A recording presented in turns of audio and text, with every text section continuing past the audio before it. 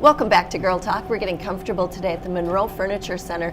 Actually, later on, we're going to get even more comfortable when we take a look at their health and wellness showroom. But right now, we are in the land of the Monroe cheesemakers, so let's talk about cheese. With us today, we have Melissa Even. She's the Executive Director of the Monroe Chamber of Commerce. Thanks for coming in today, Melissa. Thank you guys so much for inviting me, and I really do appreciate it. All right, the cheesemakers are excited because there was the World Championship Cheese Competition. Thank goodness they didn't throw cheddar in there because that was already a mouthful. Yes, tongue twister. So when and where did this happen, this championship? It actually happens every other year, and it is held at the Monona Terrace, and in March of this year was the most recent one. Wow, so just last month? Yes, okay. Exactly. Yes. Okay, so this is important to you specifically because a lot of Monroe's local producers have won an award this year. So let's talk about them. Yes. So in 2016, that would have been the last time it was held, Emmy Roth here in Monroe actually won the best cheese in the world.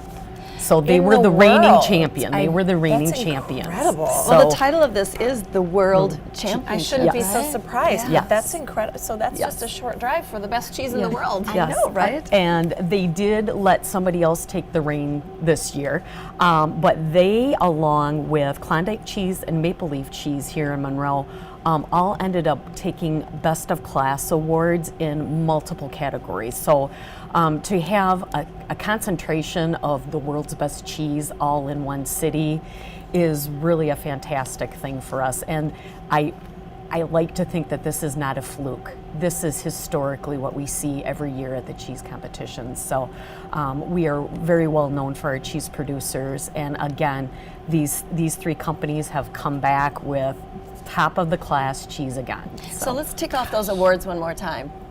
The Best of Class. Best of Class. So Emmy Roth got Best of Class with their peppered flavored cheese. Klondike cheese got Best of Class for Brick and Munster, flavored high protein cow's milk cheese, and low fat cheese.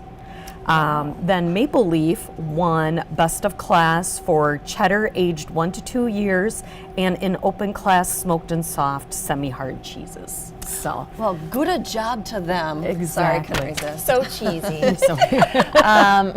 As if we needed another reason to come to Monroe, this is certainly helping. But let's talk about sort of the recognition that you were receiving for your cheese here and how that affects Monroe, the city. well, agriculture and the cheese industry are driving our economy. So, of course, when we do receive those kind of recognitions, people pay attention.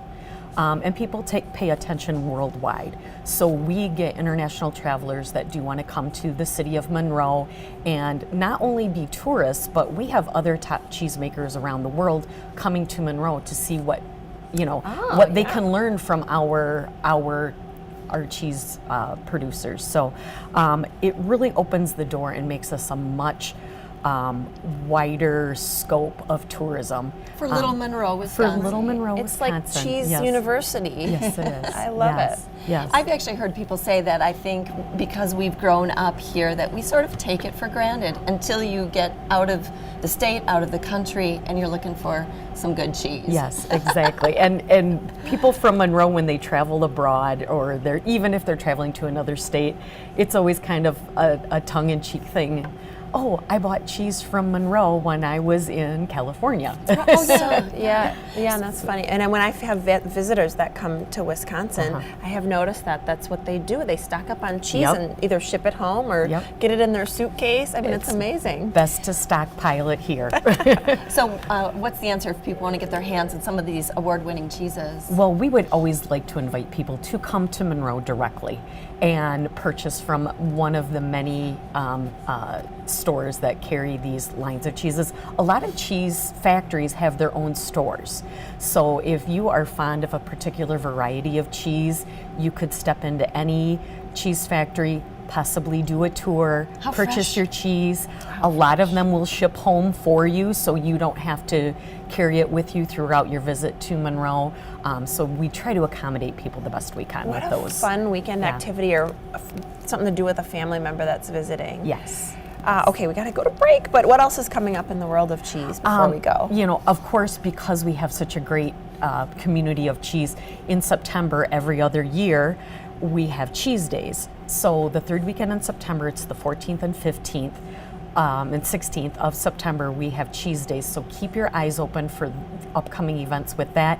And the National Historic Cheesemaking Center will be opening in May for their tourist season. So that draws a lot of attention as well. So those are some really great cheese-focused events. You can come to Monroe, spend the weekend, spend a few days, and really absorb what the culture of cheese is all about. Sounds fun, sounds good tasting, sounds great overall. Great. Cheese-focused events.